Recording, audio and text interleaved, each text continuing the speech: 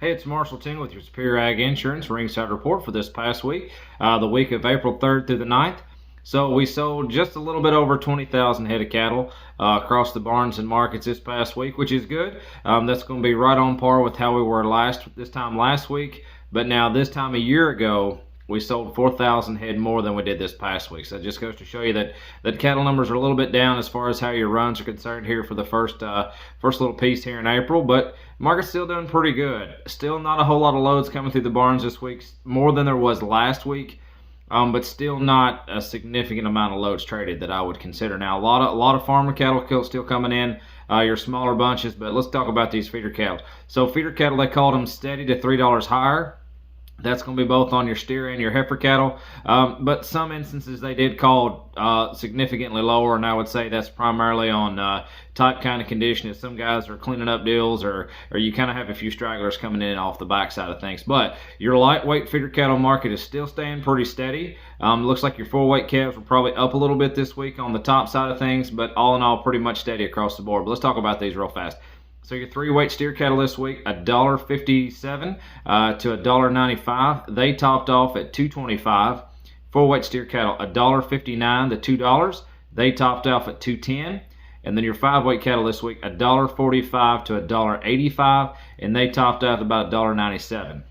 Now let's talk about your yearling cattle. They did call yearling cattle this week steady to $2 lower, and that's not really a good sign. You know, we've been really trying to build this 8-weight cattle market up, your heavier weight cattle, your 7, 8s, and 9s, to get them back up to where they need to be as far as comparison with everything else. But it just doesn't look like it's coming very quickly. Let's talk about these 8-weight cattle real fast. So start off here. These aren't 8s, they're mid to heavy 7s. So here's 64 head of these, 758 pounds on the average.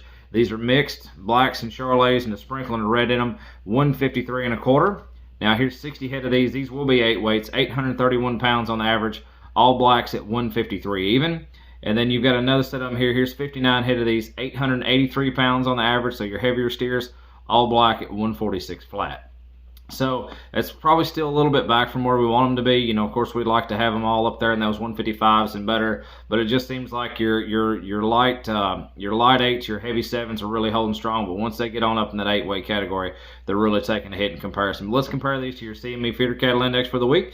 So we started off the week Monday the 4th at 155.76.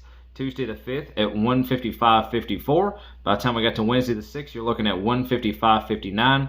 And then by the time Thursday rolled around the 7th, you're at 155.81. So pretty much steady across the board all week. You had a little bit of a high rise there on Thursday, but I'd say just it's pretty much steady on your CME feeder cattle index. So, but like I said, like I always say, there's still a lot of risk and a lot of input going in on these cattle, a lot of volatility and a lot of things going on around us that are outside of our control. So if you want to put a basis or give you a number to shoot for, so to speak, on these lightweight feeder calves coming in, now would be a great time for a LRP, a livestock risk protection policy. If you're interested in one of those, reach out to us, Superior Ag Insurance. Call Ian Thomas at 859-613-2453 or call Damon Reed at 859-200-9188 or check us out on the website www.superioragins.com. Thank you as always, and we look forward to talking to you soon.